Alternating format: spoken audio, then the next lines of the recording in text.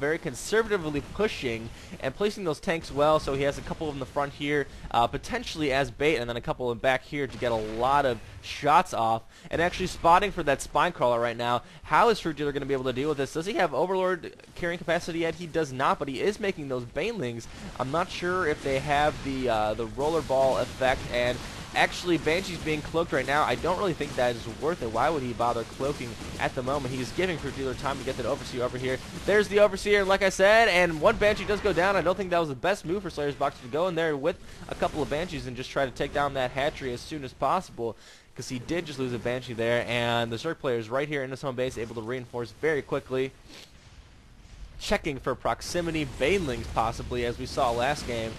That did happen, and SlayerSBoxer is aggressively trying to take out these defenses, but he lost all of his Banshees right there, and the Overseer's not taking that much damage, because Thors really don't do a lot of single damage to targets. And here comes a Zerg reach around, if you want to call it that. Don't get any ideas, people, but the Zerg is coming around right here trying to get on these tanks possibly, but he's actually going back up. I think he really just should have gone straight for it, because he lost a bunch of Zerglings right there.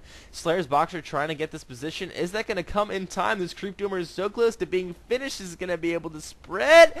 I think it will be. This command center will not lay down, so he's actually denied. Oh, here comes the Zerg army right now, taking a couple of these tanks out and really approaching hard. And here comes the Overlords with their Baneling drops, and they are dropping on these Thors right now, but I think SlayerSBoxer just has excellent tank position right now. He was able to take that army pretty well, so he's actually in a comfortable spot right now. He is in a significant margin ahead of the Zerg player. What is being produced for the Zerg player right now? Just a couple of Roaches and Zerglings. I think SlayerSBoxer is in an excellent position to push right now. That is exactly what we see. But these tanks might get overrun if they don't have enough backup right now. Oh, this is exactly what we're seeing. The tanks are getting spit on by these Roaches. There is not enough to back up these tanks right now. Those Thors are back here, sniping away as some Overlords really should be trying to support these tanks. And one more tank does go down, and I think that FruitDealer is going to be able to effectively push this back without a problem. Thors going down, tanks going down, and these Roaches are just mopping up a storm right here.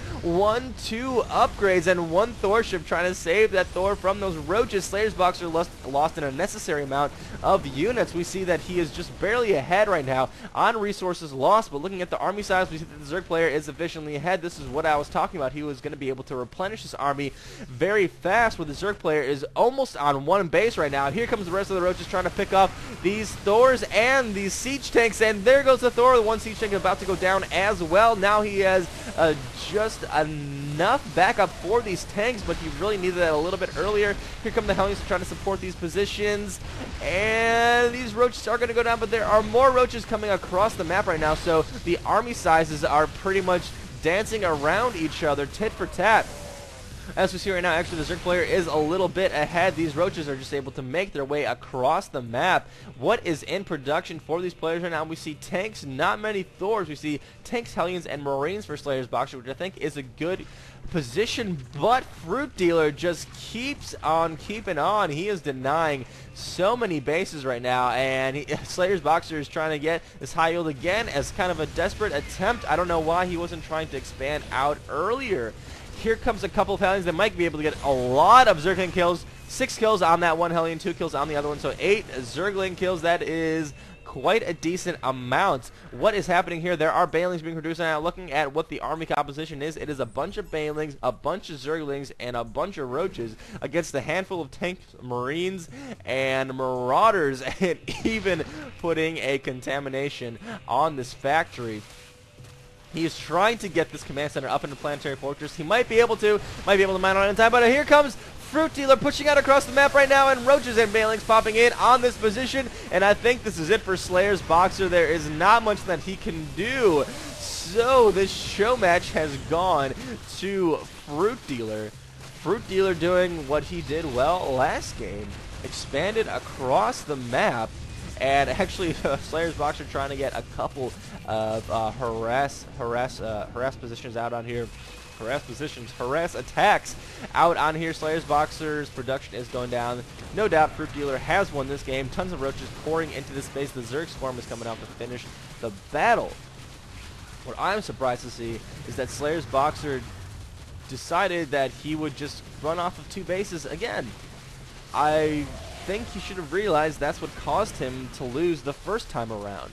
While he had good momentum and great push on here, even if he didn't have such poor tank control here where he wasn't really backed up with units enough, he still would have eventually been overrun because the Zerg player would have been able to replenish himself very quickly.